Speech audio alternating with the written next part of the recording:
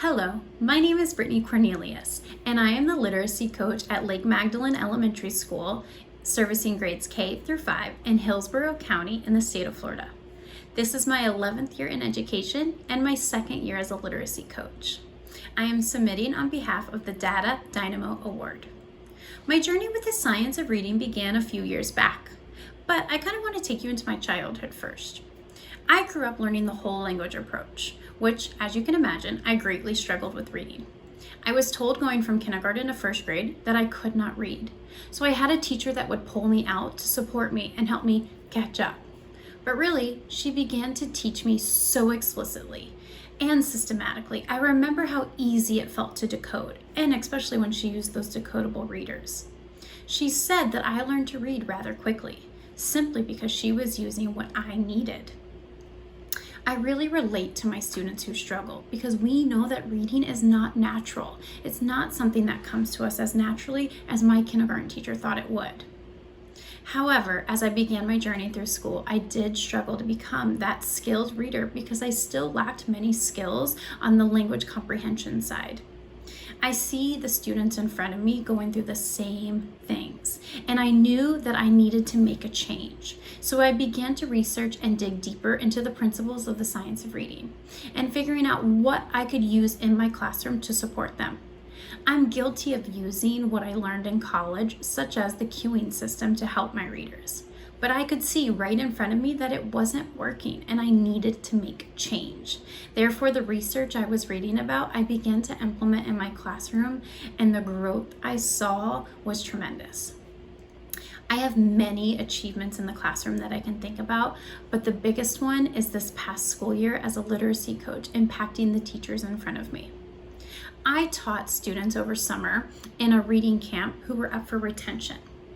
Based off the beginning of year summer data, my students were in the kindergarten and first grade level for phonics. I taught them for 30 minutes a day, 4 days a week, and summer school was 5 weeks long.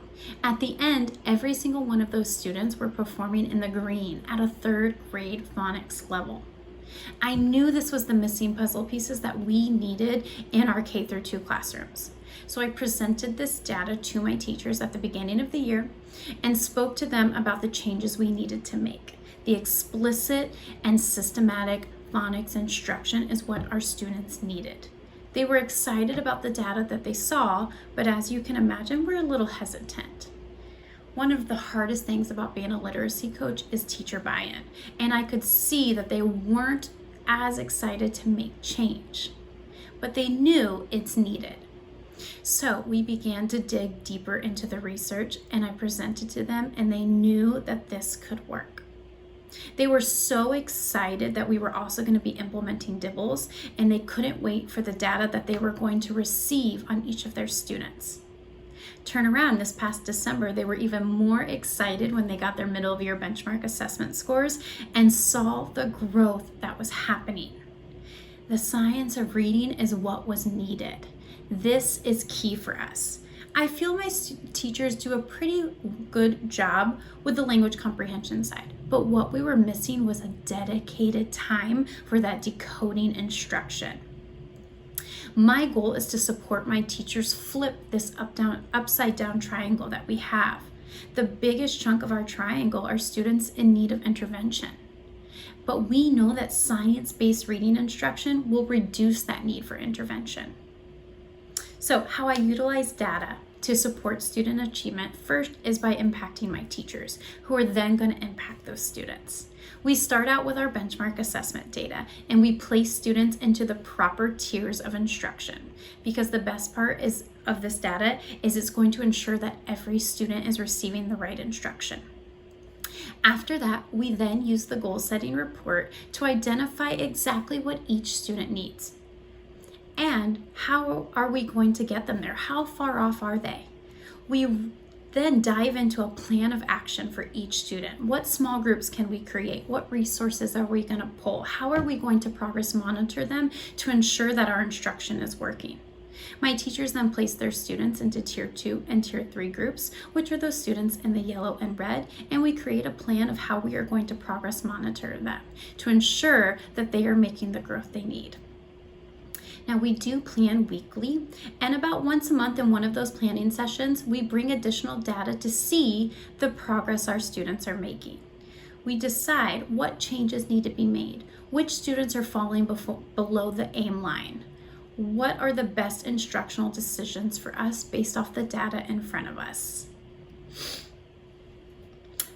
Now, the most beneficial feature of Amplify is those assessments that I was just talking about, the benchmark assessments and the progress monitoring assessments. They ensure that every single student in our school is receiving the right instruction. They also help with consistency among the grade levels so that we're all looking at the same data and all interpreting it the same way. One of the things that has saved us the most time is the reports. They are so easy to interpret and right there in front of us so quickly. Before, it used to take us about a month to really get going because we would decide what assessments are we going to give. Then we'd have to pull it all together in a spreadsheet, find time to interpret it, and then figure out a plan of action. By the time we really got going a month later, that data was no longer reliable due to how long it was taking us. But now with using Amplify and the reports in M-Class, we are able to give assessments just within 6 to 8 minutes. And the data is immediate, which is great for my teachers so they can start instructing right away with what is best for their students. What role did M-Class play in the shift to data-informed teaching instructions is simply using the data to drive our instruction. Before, my teachers were kind of just following the guide that the district provided. Here's where they say that our students should be at this point of year.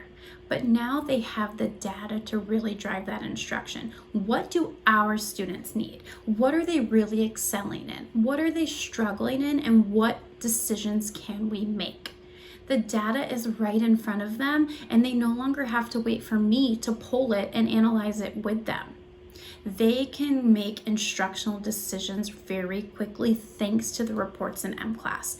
They're so easy to read and they're beautifully color coordinated, which helps my teachers because I used to be known as that color coordinating queen that would take the time to organize it and color coordinate it for them. We are finally making real-time decisions with real life data right in front of us, and it's all thanks to those M-Class reports. We're finally starting to see the change in our students, and we're hopefully moving forward to more proficient and skilled readers.